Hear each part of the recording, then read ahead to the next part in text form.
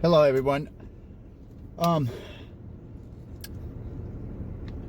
when you're having consistent problems, when you're having consistently having problems to perform in something, that's what is known as a slump. Let's say that you have like a streak of some of things that are going wrong. If you're let's say if you're an athlete, you probably, let's say that you play basketball and your team has lost the last 6 or 7 games, so that's what they call a streak. Let's say if you're at school, you probably had a couple of projects that you have to that you had a presentation, and those last 2 projects went wrong, so you probably you in your head you're probably thinking, okay, well, I'm on a bad streak, like when they're happening back to back, things are not going well. Okay, what I want to talk is about how you can catch the early signs of that things are gonna start going wrong with you. That means that usually happens when we get kind of getting like stressed or anxiety or pressure or fear or something like that. Then that kind of activates our nervous system. Before I forget, you want to remember this, because we're going to be talking about the nervous system, which is the nervous system is a system of cells and fibers that transmit the nerve impulses between the parts of the body. So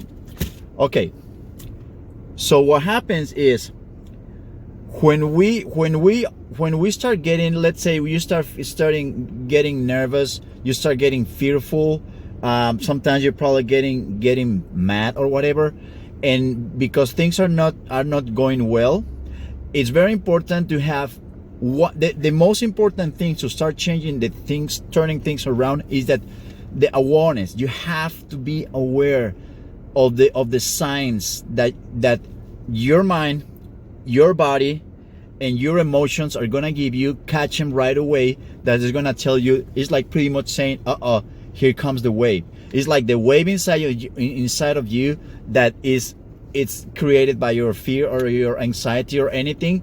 And it's important that you catch that wave early, because that way you don't let it get big. And then when it gets too big, sometimes it just triggers a reaction. And once we reacted to it, sometimes it's too late. The important thing is, the key here, the key word is awareness. Okay, usually when the nervous system activates, you're gonna start feeling the sign, the early signs that you wanna pay attention to. They're gonna be in 3 different categories. It's gonna be the body, it's gonna be mental, and it's gonna be emotional. When I talk to the, let's say, athletes, and it's the same with non-athletes. Okay, you start feeling, okay, your muscles start getting tight, your breathing starts getting kind of shallow and fast, like that. That's why sometimes we feel like we cannot calm ourselves down, because we don't breathe in and out deeply, which breathing is something that really helps. But I'll speak about it in just a few minutes. I want to go first to the symptoms that you're gonna find out. So you're gonna get tight, your muscles don't respond well, your breathing is not good. It's fast, it's shallow. Something that happens for those of you that are athletes, like tennis players, and people like in shooting, that have sports where you need a lot of touch, like very accurate and precision. Your hands and your feet go cold, meaning that they don't respond. In tennis, when your hands go cold, that means you don't have no touch. If your hands go cold and you grab a rock and you say, okay, I'm gonna throw this rock towards this tree, which is probably, I don't know, 15 feet away from me, and your hands go cold and you try to hit that tree, even if you get really close to it, that just means that you lost the touch. You're not going to be able to have the precision to hit that tree. So that's what happens with the hands, with your feet. Imagine what happens with your feet when your feet go cold. Well, you simply don't move well. When your muscles tighten, nothing responds as fast and accurate, or talking about the muscles, as they normally do. Okay, now what happens mentally? The mind starts going crazy. You start getting all the negative thoughts.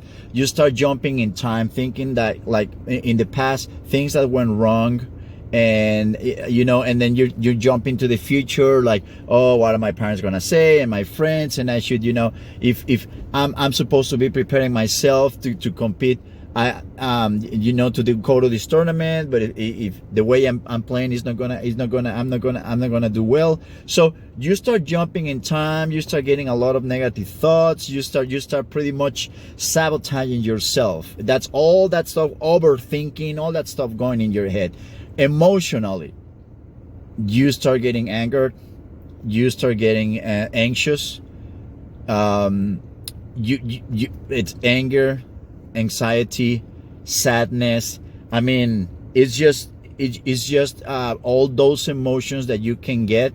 That's one of the signs that that, okay, you know what, it's my nervous system is getting activated. So I need to, those are the things that we need to catch right away, in order to stop it, to calm ourselves down, and not let it control us. Now, how do you stop it? Usually, if you think about it, if you run 100 yards at full speed, but when you're done, your heart is pumping fast. So that's pretty much what happens when you start getting all revved up. When your nervous system start getting all revved up, like your heart starts pumping fast, and you get in that, and you're in that condition, your heart's pumping fast, and you're tired and all. Okay, so how do you go back to a more comfortable place? You just have to wait. If you wait a couple of minutes with doing nothing, your body starts resting, and your heart starts, it, instead of going fast, it starts slowing down. So one important thing is that you have to learn, once you catch once you're able to see the symptoms right away, that you're gonna start kind of going nuts, you catch it, and you have to be able to take, if you're overthinking, you have to be able to focus on something else. Let's say you can look away, and you can that's when the breathing helps. You can start focusing on the breathing. You can do what is called the square breathing, which the Navy SEALs use a lot, which is just, you're gonna breathe in, hold it, breathe out, hold it, breathe in, hold it. So that's why they call it square breathing. You breathe in, you can hold it for 3 seconds.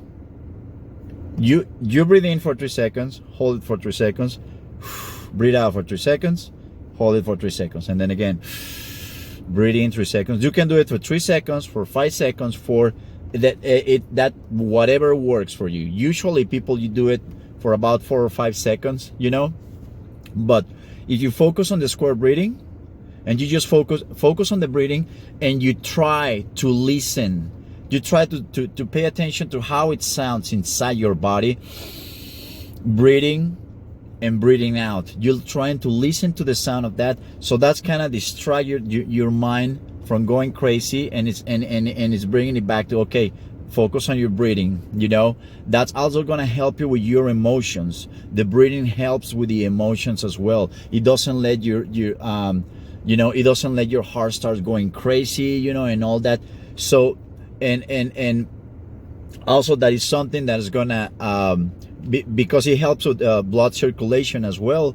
It also helps the body, the muscles don't get as tight, So breathing is something that is gonna help you with the body, the mind, and the emotions. So I would say, just focus on your breathing, do square breathing, and that will bring you back, to a state of mind, or to a condition where you say, okay, now I can bring back my focus from going crazy and all over the place to the thing that where I want to go. Okay. One thing that you really, like I said, the one thing that you really want to pay attention, the key here is being conscious of the early signs, because that way, if you catch it immediately, it's very easy to bring yourself back to the normal, or to a relaxed condition.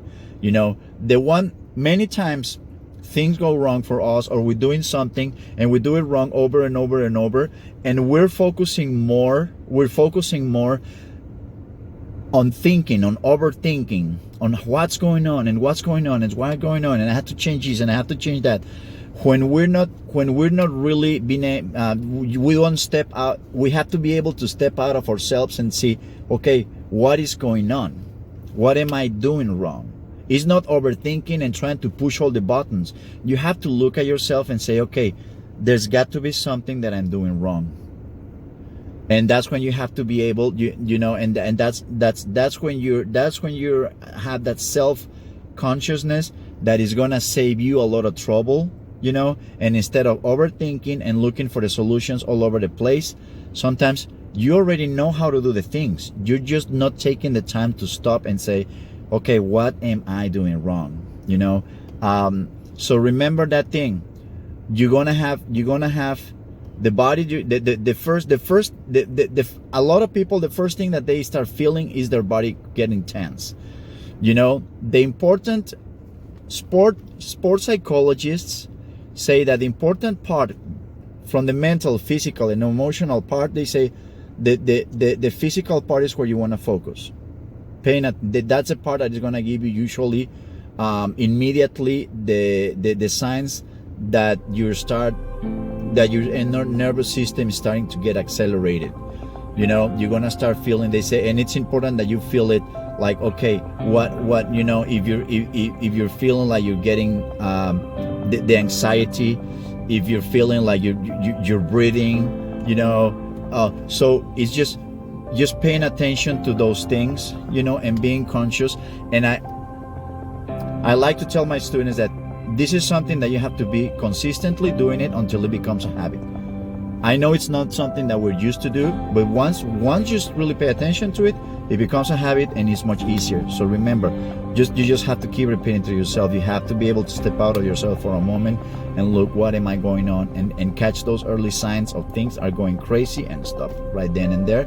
Focus on the square breathing, and that will help you. All right, guys. Well, I hope it helps. I'll see you next time, and thank you very much. Bye.